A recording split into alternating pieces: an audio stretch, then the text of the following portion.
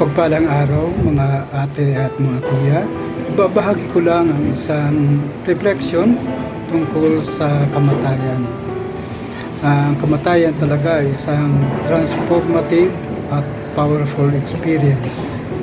Noong October 22, tumambad sa akin sa social media ang announcement na pagpanaw ng isang kaibigan na relihiyoso ng orden ng Franciscan missionary. Kaya nagpunta kami mga kaibigan, mga dating kasamahan sa relihiyoso na dumalaw at magdasal. Ang isang pagninilay ko dito, nagbigay sa akin ng inspirasyon ng kahalagahan ng katapatan ng buhay. At ang isa pa ay ang kahalagahan ng buhay na ito ay sa eternal life.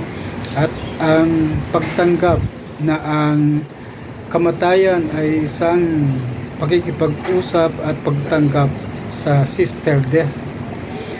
Buhay kabanalan ang isa pang napakahalaga dito. Kaya sa akin kapatid at kaibigan, paalam sa iyo at patuloy tayong magdasal sa isa't isa.